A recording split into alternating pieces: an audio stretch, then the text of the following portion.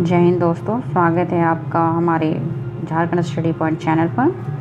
आज हम आए हैं आपके बीच एक नई टॉपिक लेकर के, जिसका टॉपिक है मुग़ल काल, भाषा और साहित्य। आइए देखते हैं अब मुग़ल काल में किसके शासन में कौन सी भाषा रही और साहित्य क्या रहा। सबसे पहले हम देखते हैं अकबर के काल को। इसमें क्या था कि फ़ारसी ज्ञान का प्रचलन था।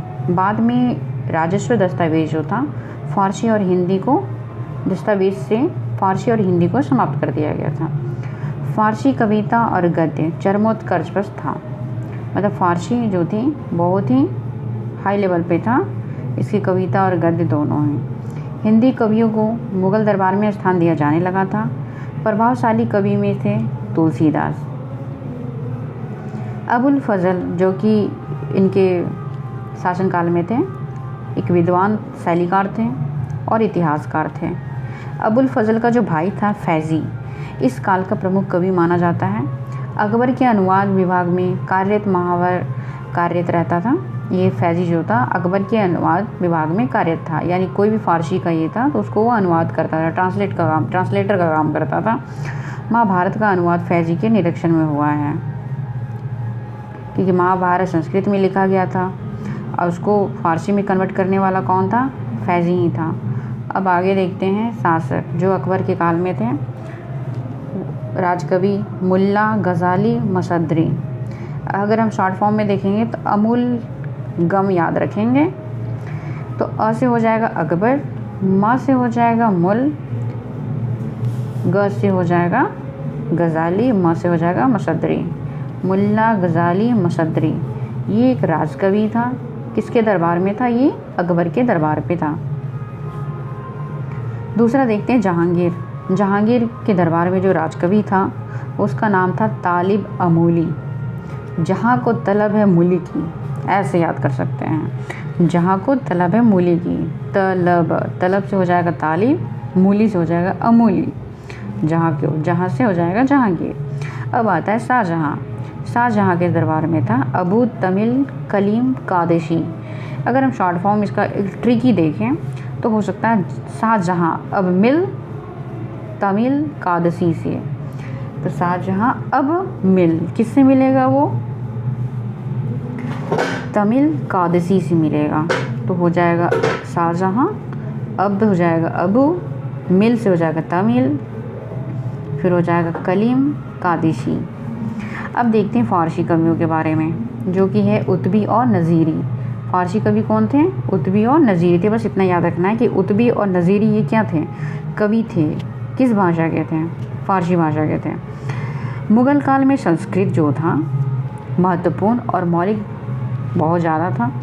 संस्कृत में महत्वपूर्ण और मौलिक रचनाएं नहीं थीं, किंतु लिखी गई संस्कृत पुस्तकों की संख्या बहुत अधिक थी। ये कह रहा है कि जो मुग़ल काल था उसमें संस्कृत ज़्यादा इम्पोर्टेंस नहीं रखता था, क्योंकि फ़ारसी भाषा थी, फ़ारसी चल रही थी और इसकी कोई मौलिक रचनाएं भी नहीं मिलती है। लेकिन सबसे ज़्यादा संस्कृत की जो बुक मिलती हैं वो मुग़ल काल में ही मिलती है। अब देखते हैं क्षेत्रीय भाषाओं में रामायण और महाभारत का अनुवाद किया गया था। हमारा जो रामायण है, महाभारत जो ग्रंथ है हमारा, उसका क्षेत्रीय भाषाओं में अनुवाद किया गया था। अब तो मॉडिफाई करके भी हमारे मार्केट में आ गया है। बहुत सारी अच्छी अच्छी पॉइंट्स को हटा दी गई है, एक बार तो ज़रूर पढ़ना चाहिए। तुलसीदास के दरबार में अब देखते हैं अकबर के समय सबसे प्रभावशाली कवि कौन था? तुलसीदास था। इनके जो नाम थे, नायक जो थे वो राम थे। राम मतलब भगवान जी थे। हिंदी की अवधि बोली का प्रयोग किया जाता था। ये तुलसीदास जो थे एक मानवतावादी कवि थे। पूर्वी उत्तर प्रदेश की जनभाषा है अवधी बोली, जो कि ज़्यादातर बोली जाती है, जो बहुत ही प्लेजेंट लगता है सुनने में भी। एकनाथ प्लस तुकाराम, यानी एकनाथ और तुकाराम ये दो कवि थे जो मराठी साहित्य को उसके शिखर पर लेकर गए थे। इतना ही याद रखना है कि एकनाथ और तुकाराम किस भाषा के कवि थे? तो मराठा के थे। तुलसीदास एक मानवतावादी कवि थे और ये अवधी बोली का ज़्यादा प्रयोग करते थे। इससे ज़्यादा कुछ नहीं पता। ये भी पूछा जाता है कि ये किसके शासनकाल में थे, किसके दरबार में थे, प्रभावशाली कवि थे तुलसीदास अकबर के। तो ये सब याद रखना है। रामायण और महाभारत का अनुवाद किस भाषाओं में किया गया था? क्षेत्रीय भाषाओं में भी किया गया था।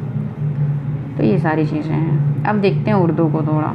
उर्दू का प्रथम काव्य संग्रह दीवान नाम से मोहम्मद कुली ने लिखा था। ये पूछता है कि दीवान क्या है निम्न में से? तो दीवान एक काव्य संग्रह है जिसको लिखा था मोहम्मद कुली ने। अब आ जाता है अकबर। फिर से अकबर के बारे में देखते हैं कि अलोई निषद। अलोई निषद क्या था? तो अलोई निषद एक छोटा उपनिषद था जिसकी रचना जो है संस्कृत में की गई थी। अकबर के शासनकाल में किया गया था। जगन्नाथ पंडित जो था वो शाहजहाँ के दरबारी कवि था। महाकवि की उपाधि शाहजहाँ ने इसको दी थी। इसकी प्रमुख रचनाएं जो थी वो गंगा लहरी और रस गंगाधर था। कौन कौन से था जगन्नाथ पंडित का? तो याद रखना है जगत में क्या है? गंगा नदी है, तो गंगा की लहरें हैं जगत में। और रस गंगाधर है, देखो दोनों में गंगा गंगा यूज़ हो रहा है। तो जगन्नाथ, ठीक है, जगन्नाथ हमारे जो भगवान जी हैं उस पर गंगा जल चढ़ाते हैं, तो गंगा का भी लहर आ गया। फिर रस गंगा, तो जहाँ जहाँ गंगा आएगा तो जगन्नाथ पंडित हमें याद रखनी है। सुंदर श्रृंगार के कवि थे। सुंदर नाम है कवि का और ये सुंदर श्रृंगार के कवि थे। शाहजहाँ ने महाकवि की उपाधि दी थी। इसमें नोटिस करने वाली बात है कि महाकवि राय की उपाधि दी गई थी। सिर्फ महाकवि नहीं कहेंगे, क्योंकि महाकवि अगर कहेंगे तो वो जगन्नाथ पंडित को मिला था। लेकिन महाकवि राय आ जाती है, राय शब्द जैसे ही लगता है तो आपको दिमाग में क्लिक करना चाहिए कि वो सुंदर के बारे में बात कर रहा है। और सुंदर कौन था? सुंदर श्रृंगार। सुंदर वही होगा जो श्रृंगार करेगा, तो सुंदर श्रृंगार के कवि थे। शाहजहाँ ने महाकवि राय की उपाधि सुंदर जी को दिया था। अब आते हैं शाहजहाँ, जो कि सुंदर और जगन्नाथ पंडित कवि थे। इसको थोड़ा देखो कितने अच्छे से क्लासिफाइड किया है।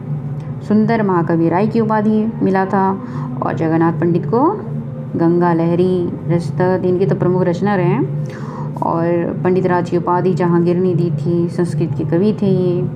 आगे देखते हैं, सब कुछ पॉइंट्स हैं। जहांगीर जो था इसका नाम सलीम था, आपको पता ही होगा। चित्रनशाला की स्थापना इन्होंने ही की थी, आगरा में किया था। और किसके नेतृत्व में किया था? आगा रजा के नेतृत्व में किया था। ये ज़्यादातर क्वेश्चन पूछा जाता है, चित्रनशाला की स्थापना किसने की थी? तो चित्रनशाला की जो स्थापना है वो जहांगीर ने की थी। और कहाँ की गई थी? आगरा में की गई थी। किसके नेतृत्व में की गई थी? आगरा, आ से आगरा, आ से आगा खान, आगा राजा, ठीक है। आगे वो रजामंदी में था, इसलिए उसको ही नेतृत्व में डाल दिया गया। जहांगीर को न्याय का जंजीर कहा जाता है।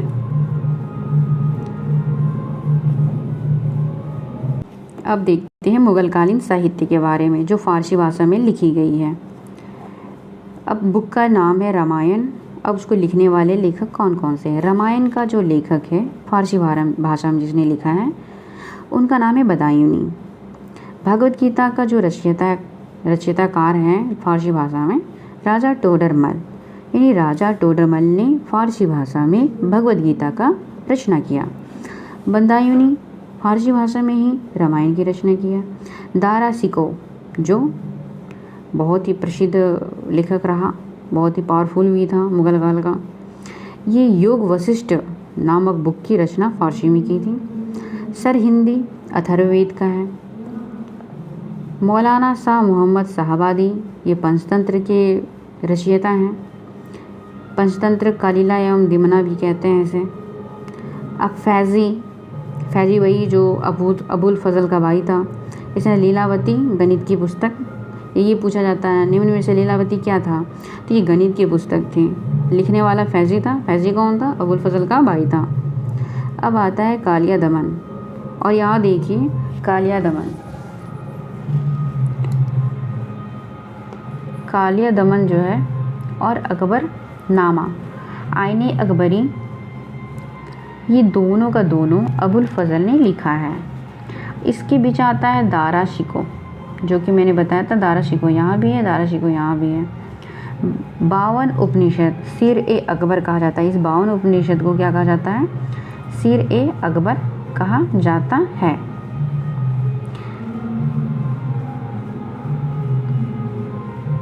अकबर आईनी हो गया। बाबरनामा किसने लिखा है? अब्दुल रहीम खान खाना ने लिखा है। देखो अब बाबर नामा खान खाना ऐसे याद रखना है, बाबर नामा खान खाना। तो कौन खाना खाएगा? अब्दुल रहीम खाना खाएगा। बस ऐसे ही ट्रिक से याद रखना है। हुमायूं नामा फिर से आ गया, हुमायूं नामा। गुलबदन बेगम, ज़्यादातर महिलाएं कुछ बोलती तो बोलते हैं गुलबदन बेगम ने किया है।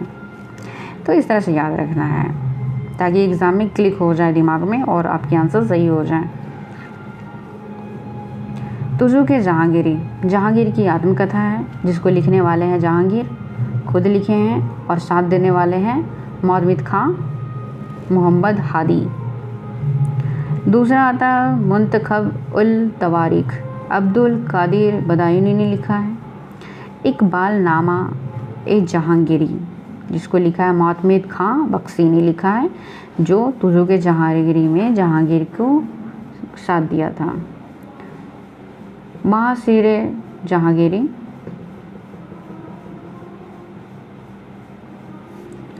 महासिरे जहांगीरी। तबकाते अकबरी, निज़ामुद्दीन अहमद। तबकाते अकबरी किसने लिखा है? निज़ामुद्दीन अहमद ने लिखा है। अब दूसरा है शाहजहां नामा जिसको लिखा है इनायत खान ने। नुस्खा ए दिलकुशा,